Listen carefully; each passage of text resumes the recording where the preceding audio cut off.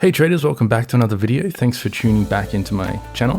Sorry for the delay between videos. I was on holiday for a couple of weeks, but I'm back now and I'm excited to show you guys another TradingView strategy. So today's strategy is a daily time frame long only mean reversion system designed for US equities. That's what I originally designed this system for. But it does work on all markets. It's not necessarily profitable on all markets, but this system should work on any market you apply it to. But when I initially designed it, I have been using the Russell 2000 as my sort of in-sample data set for developing the system. So the system was originally created in Amy Broker. As some of you may know, I've been learning how to use Amy Broker to backtest more sophisticated systematic trading systems. And this is a system I developed in Amy Broker. I've been testing and developing in Amy Broker, and I've converted the code from Amy Broker's language into Pine Script because I think this is a really cool system. It's quite simple and it will be a great way to demonstrate some features in Pine that I haven't demonstrated yet, such as using limit orders to enter positions. So I haven't finished optimizing the system. I haven't finished the entire development and backtesting process. I'm about halfway through that process at the moment, but the system is profitable, at least according to my initial testing. Let me bring up some trading results here. So we have a single run backtest here on the Russell 3000 using 50% margin or leverage, so I can trade double my account balance. And according to a 20 position portfolio where I'm trading 10% of my equity per position, it had a roughly 20% annual return with a drawdown around 20%. Not fantastic numbers, but also not too bad. So there is definitely potential to this system. It has a 57% win rate and over 6,000 trades. So seems pretty robust. I've done a little bit of Monte Carlo testing on the system just to see what the distribution of results are over, slightly randomized data sets and entry criteria, that sort of thing. And it seems pretty robust. It definitely needs some work before I would actually put real money at risk using the system. But it's in a decent enough position now that I feel comfortable sharing my idea and my code with you guys. So this system was inspired by information I've learned from Nick Radge. As many of you will know, if you've been following my channel for a while, I've been enrolled in a mentorship program with Nick for about a year now. And I've learned tons and tons of incredibly valuable information from Nick. If you've never heard of Nick, go and check out his chat with traders interviews. They're fantastic. I'll leave a link in the video description. But basically, this system is attempting to buy healthy stocks experiencing short-term sell-offs. So right here is a perfect example of what this system is designed to capture. So what we're looking at here is a 200 period EMA. This is my directional bias filter. So I need the market to be trading above this long-term moving average before I even start looking for trading signals. The second blue line here is a 20 period EMA. So we've got two EMAs here, a 200 period EMA, a 20 period EMA. And you can see these upper and lower lines. These are an ATR stretch from this middle EMA. So what this is officially called is I can't even say it, Keltner bands. So Keltner is a trader who invented this technique. And we're just simply subtracting, with the default settings, a 1 ATR distance from this central moving average. And this gives us basically volatility bands. It's kind of like Bollinger Bands, but instead of using standard deviations, we're just using the ATR. I did try using Bollinger Bands with this system when I initially started testing the idea. And from my testing, Keltner Bands just seemed to work better, so I've stuck with them while developing the system. I'm also not a mathematical-minded person, so I find an ATR and moving averages just easy to wrap my head around than standard deviations and all of that sort of stuff that I'm still admittedly learning, and I'm not that proficient with my understanding of that sort of thing. I come from a musician background, so when it comes to me developing trading systems, I'd like to keep it simple so that my dumb mind can wrap my head around what I'm doing. But the good news is, for people like me, you don't need to be that advanced with your systems in order to develop profitable systems and strategies. So anyway, we're using Keltner bands, 1 ATR stretch above and below this central moving average. The upper band I don't actually use in my system. I'm only drawing it there just for reference purposes. That's why it's quite faint. It's like a 50% transparent gray color. What we really are focusing on is this middle blue band, this green band, and this red moving average, long-term filter. And what I want to happen before I enter a trade is I want price action to be trading below this lower band, this green band. So I want price to be trading away from the mean. And I define the mean in this system as this 20-period short-term moving average. So long as the market is trading above this longer-term moving average, I consider this an upward trending stock. And when it trades below this lower band, I'm hoping for it to revert to the mean, which is our central moving average. But I don't just buy because price has closed below this lower band. I tried testing that. It didn't seem very profitable. So what I've done, this is a technique I've learned from Nick, is I'm using an ATR stretch to place a limit order to enter my positions. So as soon as price closes below this lower band, while trading above the long-term moving average, I place a buy limit order, 1 ATR from the low of that bar, so that on the next day, if price action trades down and hits that limit order, I enter long on this market, this stock. And so you can see here that we generated a buy limit order for this day here. On that next day, did not get filled. Price did not trade that low. But then on that following day, we generated another buy limit order, 1 ATR from the low. And on that next trading day, it did in fact get filled by price. We went long. And then my exit criteria is either if price continues lower and closes below this 200 EMA, if that happens, I get out and that's my stop loss. If that does not happen, what I wait for is price to revert to the mean. And the way I define that is by having the high of a daily bar touch our 20 EMA. So on this bar here, price touched the central moving average. And on the next bar's open, we exit our position for a small but reasonable profit. And if you do that over and over again, over 84 trades on this particular market, Southwest Airlines, we can generate a decent return. So we've got 1,000% return over however many years of trading this stock and a 26% max drawdown. Not too bad. That's a comfortable drawdown for me. And keep in mind that this is trading 100% of our equity on this market. What I would normally do, and what I'm doing in Amy Broker when I'm developing the system, is I would trade this on a portfolio of stocks. So I would trade 10 to 20 stocks at a time. That would be my max open position count. And so these numbers would reflect on a fraction of my overall account balance. So maybe I would have about $100,000 invested in the system. So I would have a 26% max drawdown on this market on $10,000 worth of my overall equity. And these numbers would be sort of averaged down across multiple markets. And so this would just be a microcosm of the overall system, the overall portfolio. So keep all of that in mind. So now that we understand what the system is doing, let's break down the source code. It's not too complicated. And then I'll give you some final thoughts at the end of the video. Okay, so let's get coding.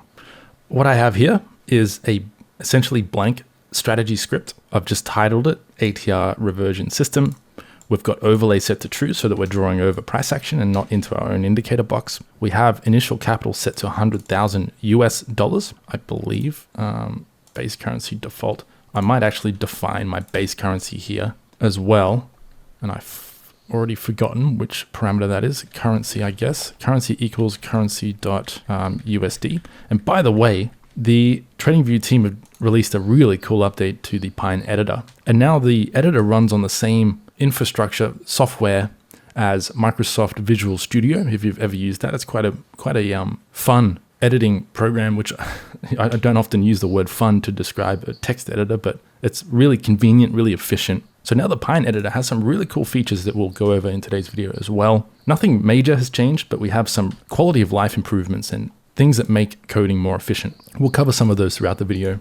So we have overlay set to true. Our base currency is US dollars. Our initial capital, 100,000. Our default quantity type is a percentage of equity. This is our position sizing. Our default position sizing type is a % of our overall account balance. And the default value or position size is 100% of our account balance. So the very first trade we take, we'll invest $100,000 into that trade and then so on.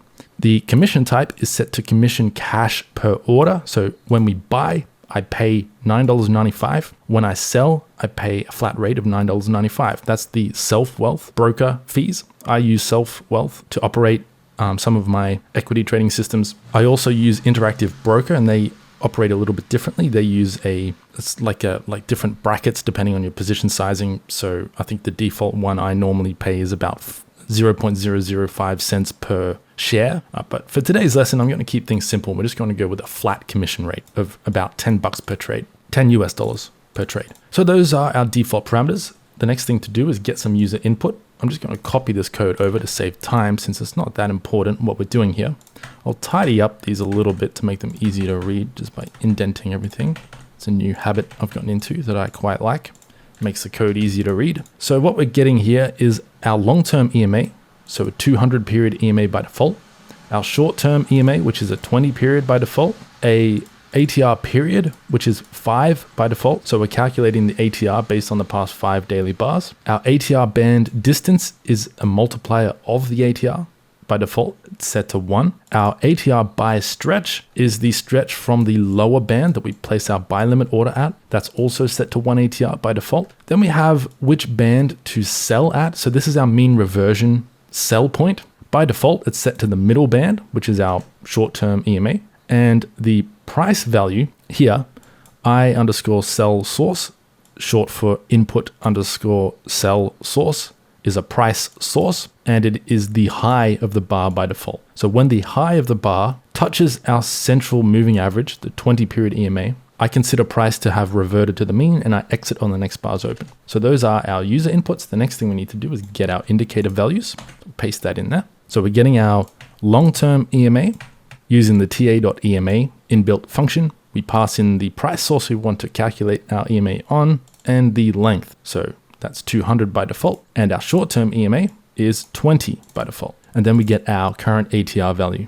The next thing we need to do is get our ATR bands. So I'll type this out, get ATR bands. So we need ATR band top. And now I can demonstrate some of the cool new features of this new editor. See, when we start to type, we get all this stuff popping up.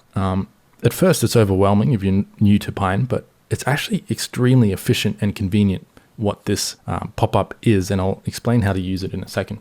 But we have ATR top and bottom.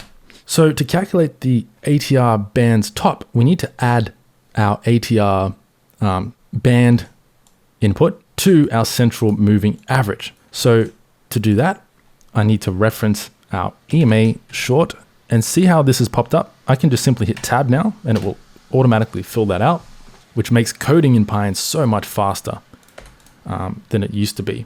You used to only be able to autofill built-in functions, but now we can reference even our own custom variables and things like that. So it's really cool. Makes coding in Pine a real pleasure, to be honest. So we need to add our ATR value, the current ATR, multiplied by our input ATR band. So that's this input here. So 1 ATR by default, but we can adjust that in the settings and we can see how that affects our strategy performance. For the lower band, the one we actually use to reference for our buy conditions, we need to subtract the same values. So EMA short term minus the ATR value multiplied by our ATR band. That gives us our two bands. So before we continue, let's draw all of this to the chart so that we can see what our script is actually doing.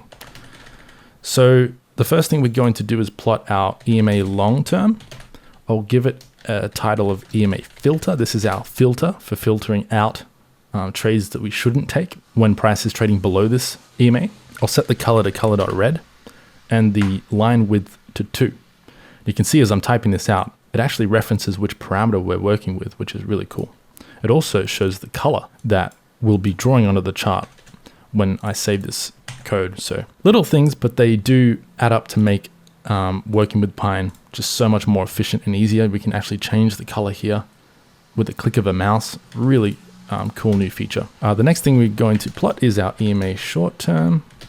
I'll call this ATR band middle, and I'll give it a color of color.blue. And then I'll just copy and paste the other plots over to save time, since you get the idea now of what I'm doing here. So we're plotting the EMA long term, the EMA short term, or our middle band, we're plotting the ATR top and bottom, and then we are going to plot our limit order, the price that we are going to place our limit order, but we haven't written that code yet, so I'll comment that out for now, and we'll add that in later.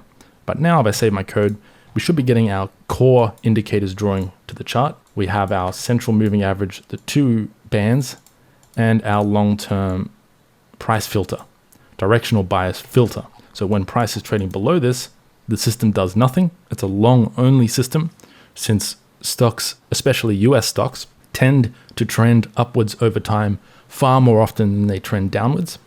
This system is taking advantage of that overall directional bias. And then we're just buying short-term weakness in stocks that are trading above their long-term moving average. So now we have everything we need in order to combine this information to create our buy and sell filters or conditions. So to do that, I'm going to first define my price stretch variable. So that's just going to be a float or a price value.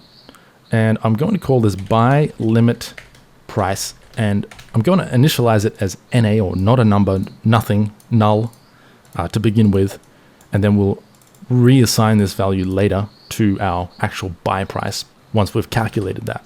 So the next thing we need to do is check our setup conditions, or in other words, is the bar close below the ATR band, the lower band, and is it above our long-term EMA? Pretty simple entry criteria for this system.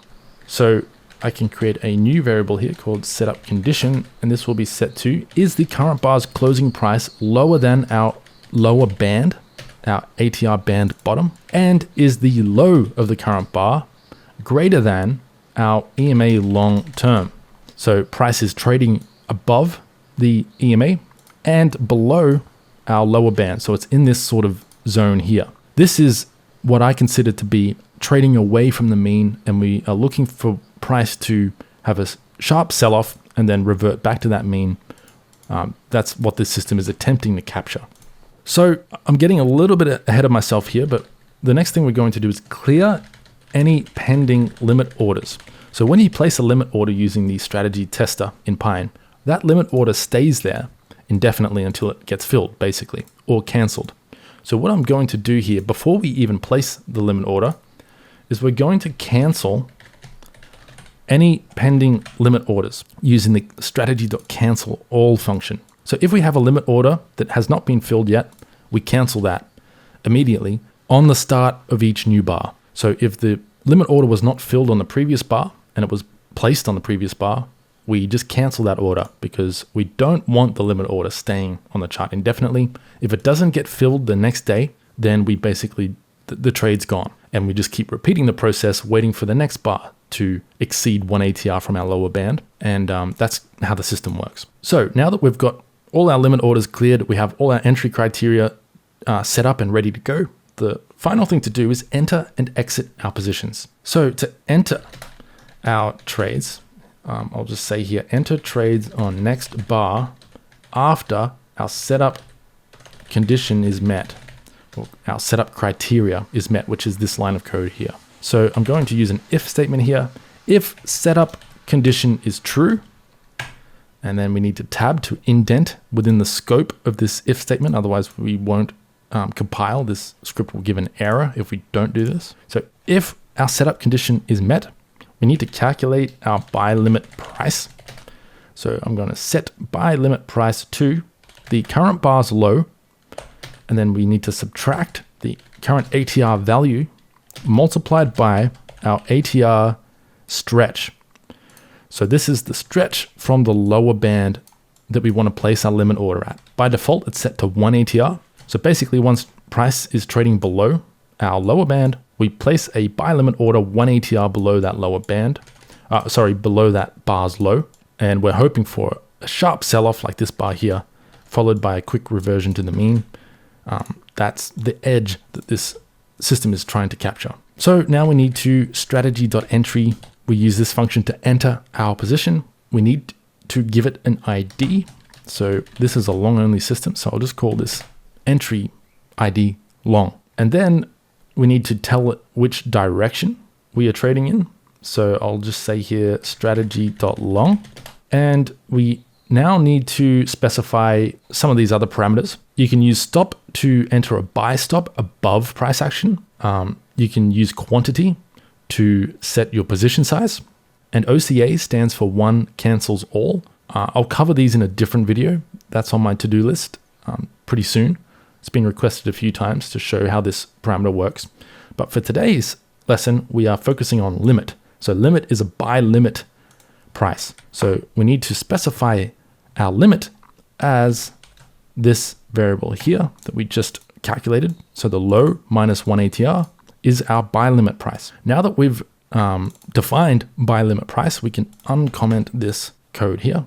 And now this will draw a little cross to identify which price we are placing our limit order at. So we are now entering our positions, but we're not exiting them yet. So we need to add a couple more lines of code here. The first thing we're going to do is, because I've defined in the settings menu this option here that allows the user to select which band to sell at and which price source to reference, we need to do a couple of things here. The first thing we need to do is get sell price, get which price we are referencing as our mean, our average that we are reverting to. I'm going to use a switch statement here to define this value, sell price, because it's just a little bit more efficient than using several if statements. And how this function works is we need to pass in a value. So I'm going to pass in my sell band input, which is this setting here. So we're passing that into our switch statement. And then the syntax for this switch statement is to simply say, is sell band equal to this value, top? If so, then we want to reference our ATR band top price value. Otherwise, if it's not top, we check, is it middle? If it's middle, then we set it to our EMA short term. And then finally, if it's bottom, then we set it to ATR band bottom.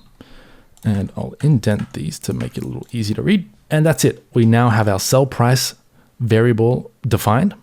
Depending on which setting the user has selected here, that will dictate which value gets selected as this variable's value.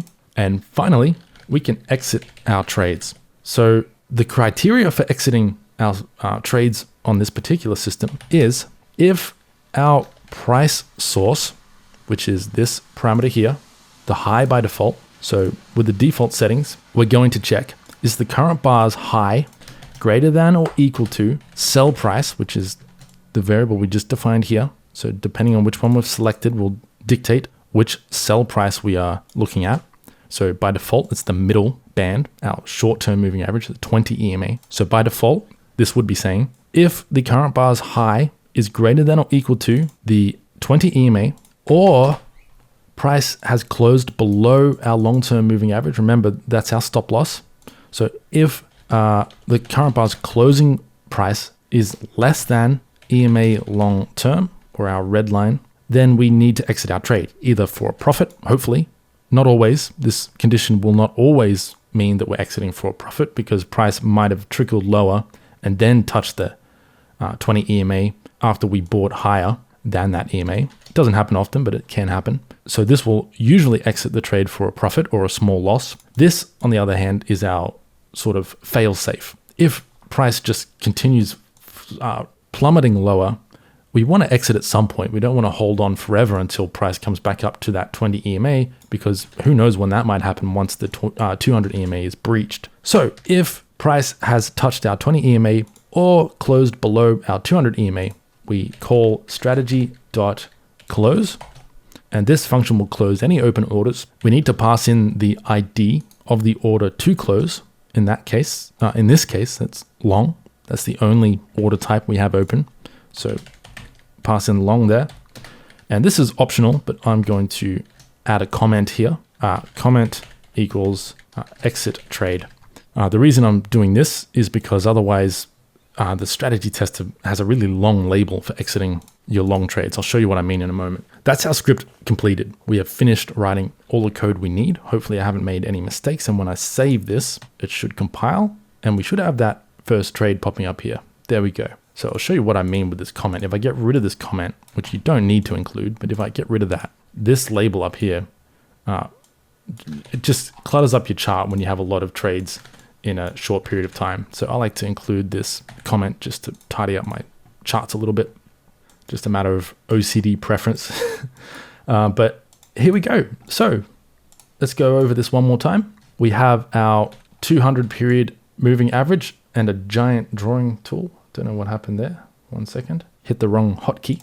So again, we got the 200 EMA. This is our filter. Price must be trading above this red line. Then we have our short-term moving average, the 20 EMA. Price must be trading 1 ATR below that EMA. So price must close below this green line. And then these green dots here, or crosses, are our buy limit orders. So on this bar here, we closed below the band and we placed a buy limit order, 1 ATR below the low. It was not hit on the next bar. And so we canceled our pending orders on this bar. And then we repeat the process. So this bar also closed below our green line. So our buy conditions are still met. So we place another buy limit order, 1 ATR below the low. And this time on the next bar, it was actually filled by price action. And we entered long when price came down and hit our buy limit order. If this bar had gapped down lower than our buy limit order and opened down here somewhere, let's say this was a green bar, and this was the open, then our entry price would actually be the open of this bar, not where we placed our buy limit order. Because when the market opens, if it's trading below our buy limit order, it's basically giving us a better price than we wanted. And so our broker would enter us long down here instead of up here. It doesn't happen often, but it can happen. It's not a bad thing because it just means we're getting a better price than we wanted. And oftentimes a big gap down will be followed by a short-term rally back to the mean. And so quite often when that does happen, unless there's a steep sell-off like during the COVID crash and price just plummets through our 200 EMA and stops us out for a loss, we'll usually get a nice snap back to the mean after that sort of price action. And so that's completely fine with the system. In this case, price opened up here, traded down throughout the day, eventually exceeded our buy limit order and then closed up here.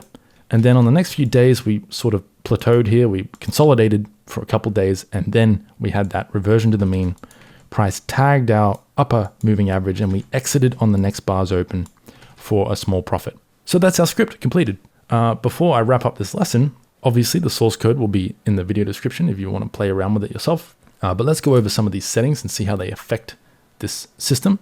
So first of all, let's try seeing what happens if we change sell it band to the top band, this gray band.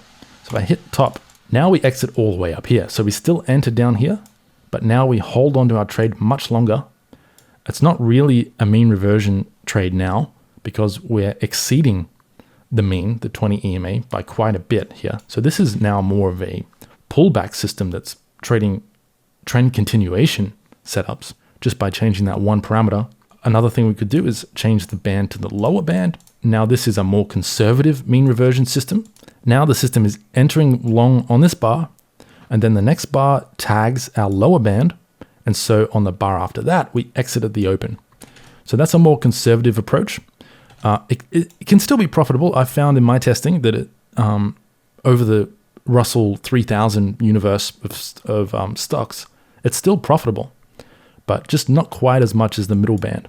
The top band is a little bit too aggressive, and I have found that it increases the drawdown without increasing the return much. The middle band is the sweet spot for this sort of system I've found, at least with the default parameters. And so that's what I use.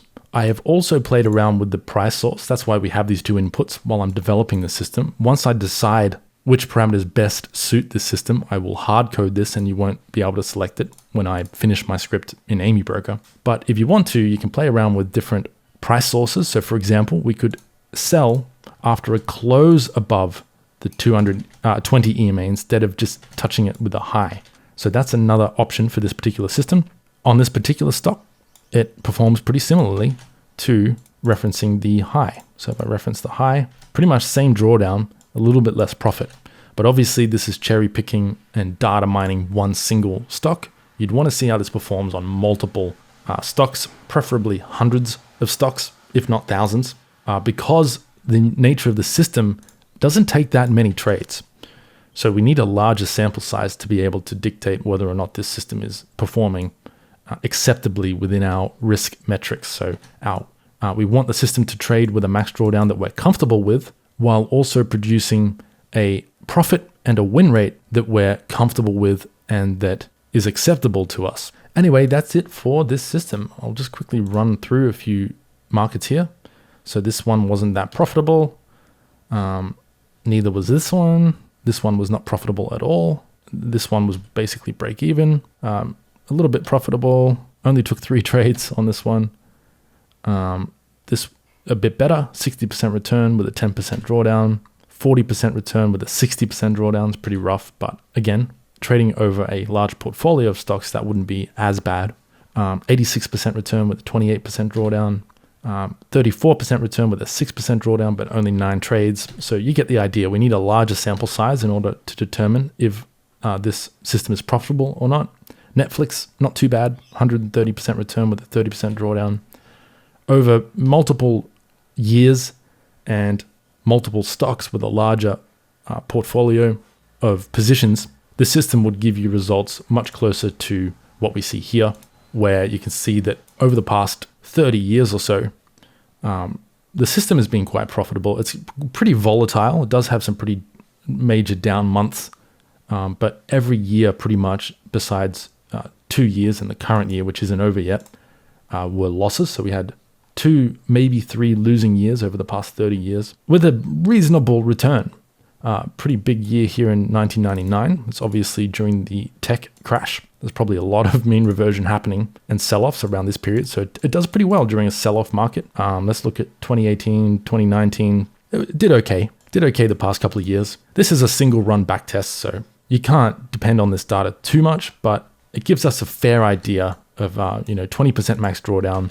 If we ran a few Monte Carlo tests and added some more parameters and filters, this might be a pretty profitable and acceptable system to trade. So before I wrap up this video, I just want to mention one last thing in relation to one of the potential risks when using limit orders to enter your trades. It's important that you guys are aware that the use of limit orders introduces the potential for selection bias. Now, selection bias is a sneaky risk that not many traders understand until they've been burned by it through experience. But selection bias basically manifests itself in real-time trading. You may get very different results in real time than you did on historical price data due to the fact that the system generates lots of variations of signals when you use limit orders. So even when we're using leverage or margin, depending on the quantity of signals that gets generated by your system, there will be times when your system generates more signals than you can actually execute due to capital limitations or not having enough money. So if your system generates 100 buy limit orders for the next day, you're not going to get filled on all 100 of those, and you're not going to know ahead of time which ones will get filled and which ones won't. That introduces selection bias, because now either you have to choose which limit orders to place, which is the classic definition of selection bias, or your system basically just has a random selection based on whichever stocks fill your limit orders first. When backtesting on a daily time frame, unless you have access to intraday price data for the past 30 plus years, and you can run your system and detect which limit orders were filled first, you kind of have this issue. Now, there are several ways you can mitigate the issue of selection bias, which I'll probably cover in a future video because this video is already long enough. And it's not just a problem related to this particular system, but it affects all systems that generate lots of signals.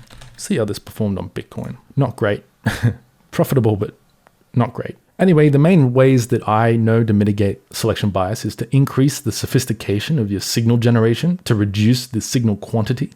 So your system will just produce less signals to trade based on having more sophisticated entry criteria. Now, this is not ideal and not always suitable for all strategies, as generally speaking, when it comes to trading, simple is better. But depending on the system, sometimes simple means you get a ton of signals. So other than increasing the set of conditions required to generate a trading signal, my 2 favorite methods are to introduce signal ranking into the system. So for example, you might take the rate of change as a percentage over the past 100 bars and only take the top 10 trades ranked by that metric. So if your system generates 100 trades, you only take the 10 that had the highest rate of change over the past 100 bars, or in other words, the strongest trending stocks over that sample size. Doesn't necessarily mean that the trades are more likely to win, but it does reduce the subjectivity, the discretion involved in which trades to actually execute. And then your real-time results will be closer to the metrics discovered through your backtesting. This method is appropriate and quite powerful for systems where you can actually choose which trades to enter. So trades where you enter on the next bar's open, for example, instead of using a limit order. But for today's system, it's not really appropriate because we don't know ahead of time which limit orders are going to get filled on any given day. So an alternative ranking method might be to only place 10 or 20 limit orders based on a ranking system and how you want to distribute your capital over those 10 or 20 trades and whether you're using margin leverage or not. And then if some of those 10 or 20 limit orders get filled, that's great. If some don't, then you just skip those trades. The negative side effect of this approach is that you might significantly reduce your trading opportunities and exposure, which will result in probably slower equity gains. But the benefit is that you almost entirely eliminate selection bias and your real-time trading results should be much closer to the metrics discovered through your historical backtesting process. Anyway, there are a ton of methods for reducing the damage caused by selection bias, but we'll cover them in a future videos. I could speak on this subject alone for an hour easily. And we haven't even mentioned the plethora of other biases that can pop up when developing systematic strategies like this one that we made today. But anyway, I've kept you and rambled long enough. I'll wrap up this video here. Thanks for watching. As always, I hope you found it interesting and I hope it inspires some ideas for you to go out and test yourself. Please, in the comments section, let me know your thoughts on this system. Let me know what changes you would make to it. If it reminds you of any existing systems. As traders, we often get excited that we've discovered some magic system and then you find out that it was written down in a book 10, 20 years ago and you're basically reinventing the wheel or stealing someone else's idea without realizing it. That's a problem with music as well, by the way. I used to write songs years ago and get all excited that I'd found this awesome melody and then realize a couple days later that I'd just ripped off a song that was in my subconscious or something. But anyway, thanks for watching. Good luck with your trading as always. If you want to learn more about Pine Script or steal my best code, go to pinescriptmastery.com. You can find my courses there, including a course where I give the source code to every script I've ever created, including several trading systems that I use to trade the Forex, crypto, and stock markets profitably. With all that said, I will see you in the next video. Take care and have a great weekend.